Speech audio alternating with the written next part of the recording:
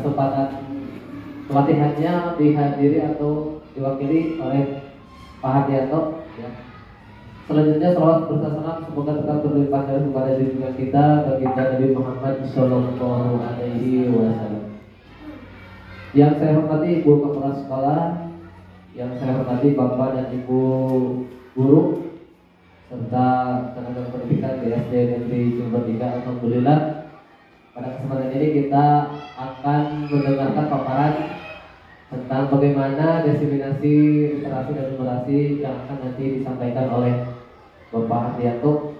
Untuk itu, agar acara tersebut hari ini diberikan kelancaran, marilah kita membukanya dengan bacaan basmalah. Bismillahirrahmanirrahim. Selanjutnya untuk mengambilkan waktu, materi dan sebagainya nanti waktu saya serahkan sepenuhnya kepada narasumber. Terima kasih. Nah, di sini sebelumnya saya mau bertanya terlebih dahulu ke Bapak dan Ibu guru di sini. Coba apa itu literasi? Saya mau tanya terlebih dahulu sebelum kita masuk ke dalam materinya. Literasi itu apa sih? Saya bisa bantu jawab? Gimana Ibu? Apa literasi itu? Jadi apa Ibu literasi itu sebenarnya? Literasi itu kemampuan di dalam membaca, menulis, berhitung, berbicara, dan ya. Kita lihat dulu dari undang-undangnya dulu. Literasi dalam undang-undang sistem pembukuan yaitu kemampuan untuk memaknai suatu informasi secara kritis sehingga setiap orang dapat mengakses ilmu pengetahuan dan teknologi sebagai upaya dalam meningkatkan kualitas hidupnya. Jadi sudah tepat ya.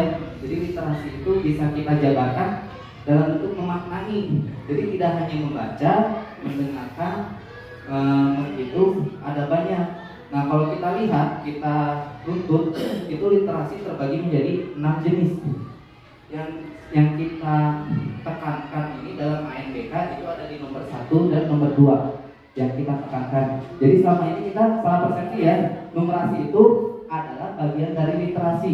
Jadi yang kita sampaikan ini sebenarnya hanya literasi, tetapi literasinya yang kita gunakan adalah hanya 2. Yang pertama literasi membaca dan menulis, kedua yaitu literasi numerasi. Jadi sebenarnya numerasi itu tidak berdiri sendiri. Numerasi itu merupakan bagian dari literasi. Nah, yang selanjutnya adalah literasi sains, literasi digital, literasi lorem imposum, kemudian literasi budaya dan kewargaan.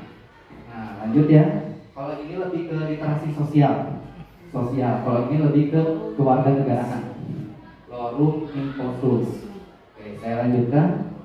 Nah, dalam konteks literasi itu harus mencakup. Jadi siswa dikatakan berliterasi itu jika memenuhi konteks ini.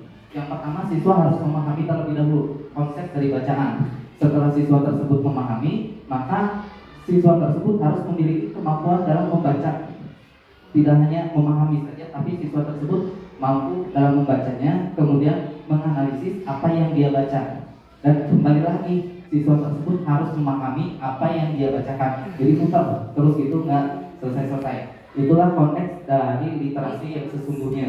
Jadi dimulai dari siswa harus paham dulu nih masalahnya apa. Kemudian siswa membaca, setelah membaca kemudian menganalisisnya dan memahami. Terus kembali lagi seperti itu. Tidak terserah pertanyaannya. Jadi anak-anak di sini bertanya bebas apa saja, tapi saya hanya menjawab iya dan tidak. Gak ada yang terjadi. Pokoknya kalau di luar konteks saya tidak akan menjawabnya. Uang sudah saya simpan di sini. Siapa saja yang bisa menjawabnya akan saya berikan kepada yang berhasil. Satu anak hanya boleh 2 pertanyaan. Ada 2 warna Pak, kira-kira warna 2. Iya. Boleh dilanjut sampai ke tempat ya. Ya. Ayo. Hijau dan ungu Pak. Salah. Nah, harus sampai ini. Sampai Bisa bertanya lagi. Boleh. Setiap anak dikasih 2. Hijau dan ungu. Salah. Balik lagi bertanya misalnya gitu. Boleh.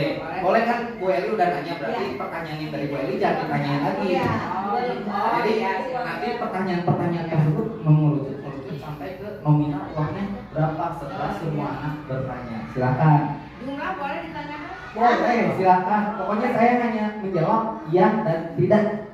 Setiap uang nolnya ada 3. Ya, tidak. Nominalnya sama boleh. Dua uang ini nominalnya sama. Tidak. Beda. Uangnya beda tadi. Apa? Ya dan tidak tahu. Saya hanya jawabnya iya dan tidak gitu. Silakan ganti pertanyaannya. Pokoknya saya hanya jawabnya. Kalau Wawan nanya uangnya koin, ya saya jawab iya. Iya. Terus boleh lagi, tanya lagi. Kan bisa aja uangnya lebih dari satu kan? Iya, berarti warna ada 2 ya. Ya. Lanjut, Pak Wawan udah. Berjumlah 20.000. Tidak. Ini nolnya 2. Setiap uang. Tidak. Udah 2 pertanyaan belum? Belum, udah. Nanti guru lagi. Bukan 2, bukan 3, berarti nolnya Salah. Kenapa kamu dipercaya? Enggak akan dikasih tahu kalau ini. Mungkin nanti lebih dipermudah aja sesuai jenjangnya aja. 2 salah, 3 salah. 3 nolnya ada 4 berarti. Setiap itu nolnya ada 4. Ya atau tidak? Setiap uangnya nolnya ada 4. Iya. Salah. Ada yang ngomongin. Berarti ada yang 4. Ya, ada yang Berjumlah 30.000. Salah. Ada yang nolnya 4 kan Pak? Enggak ada. berjumlah. Ada yang nolnya 4 enggak ada. Nolnya 3. Ada. Ada Bu, ada 3, ada Ya. 2. Berarti 21.000. Salah. Ada 15.000. Salah. Salah. Berapa? 52.000. Salah. Ayo kita urut lagi. Ditanyanya apakah uang tersebut koin atau apakah uang tersebut kertas? Karena tadi udah koin. Iya, koin. Kan Salah. koin ya. Iya. Apakah uang tersebut ada koinnya? Ada. Iya. Ada koin. Ada koinnya. 16.000. Terus tadi Bu Silva nanya apakah koinnya nolnya Ada yang 3. ada yang 3 ada. Oh, berarti Ada yang 4 nggak ada. Ada yang 2 enggak ada. Nggak yang nolnya 2 ada. Yang nolnya 2 Ada yang uangnya 15.500 kan? salah. Ada. Kata dengan koin masih 2.500. Betul. Itu kapan 2.500? Hanya menilai dengan membacanya bagaimana. Jadi diserahkan lagi kepada Bapak Ibu penilaiannya mau kita ambil dari mana nih, dari proyek. Semua yang kegiatan siswa itu bisa jadi penilaian, tidak melulu hasil akhirnya saja yang menjadi bahan penilaian. Orientasi melalui pengolahan botol dan gelas plastik minuman diharapkan volume sampah berkurang harapannya. Nah, aksi yang pertama yaitu di fase ke-1-nya atau di hari pertama, guru memberikan pengarahan tentang proyek yang akan dikerjakan. Jadi kita kasih tahu kepada siswa, hari ini kita mau ngapain. Rencananya kita akan mengolah sampah atau botol plastik dan gelas plastik. Guru dan siswa berdiskusi menentukan kerajinan apa yang akan dibuat dari botol dan gelas plastik. Jadi sebelum kita mengumpulkan botolnya, yuk kalian mau bikin apa nih? Dicari tahu bahannya butuh berapa botol, butuh berapa plastik, gelas plastiknya, nanti alat bahan, diskusikan dulu. Setelah anak menentukan akan membuat apa, barulah ibu bapak menjelaskan ke nah ini mencari referensi yang dapat dibuat dari berbagai sumber. Kemudian siswa bersama kelompoknya menentukan kerajinan apa yang mereka buat. Yang tadi ya, di hari pertama kita ajak anak-anak sok mau bikin apa dulu rencananya, jangan sampahnya udah kekumpul baru kepikiran mau bikin apa. Dari pertama kita rencanakan apa yang mau dibuat. Nah, siswa bersama kelompok berdiskusi untuk menentukan alat dan bahan untuk apa akan mereka pakai untuk membuat kerajinan. Nah, di sini guru menyiapkan trash bag. Jadi trash bagnya oleh guru disiapkan. Jadi ini ada trash bag dan tabel data yang kemudian menjelaskan kembali kepada siswa. Kita kembali ke depan.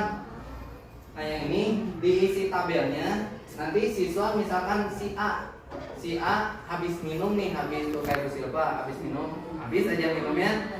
Jangan langsung dibuang, karena kan takut dibersihin dulu, dikucek-kucek, dikunyah dulu, apalagi nanti bekas apa mie gelas gitu, dikucek-kucek dulu aja.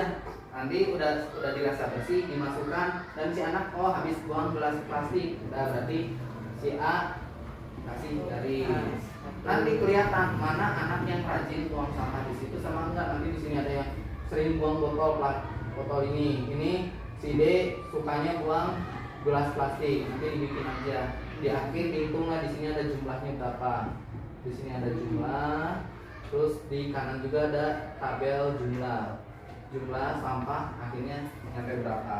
Nah, setelah itu guru membuat jadwal dan batas waktu kapan proyek ini akan diselesaikan. Jadi ada tenggat waktunya.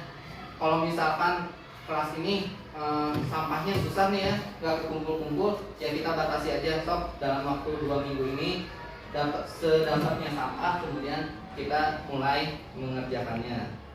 Nah, di fase kedua itu memulai mengumpulkan botol gelas plastik. Siswa mencuci terlebih dahulu botol dan gelas plastik bekas minuman sebelum membuangnya ke dalam trash bag, biar untuk kebersihan kita juga, karena nanti kan lama-kelamaan bau tuh kalau nggak dibersihkan dulu. Nah, selanjutnya adalah guru memonitor aktivitas siswa pada saat proses pengumpulan dan pencatatan. Jadi ini tidak mengganggu jam pelajaran, Bapak Ibu.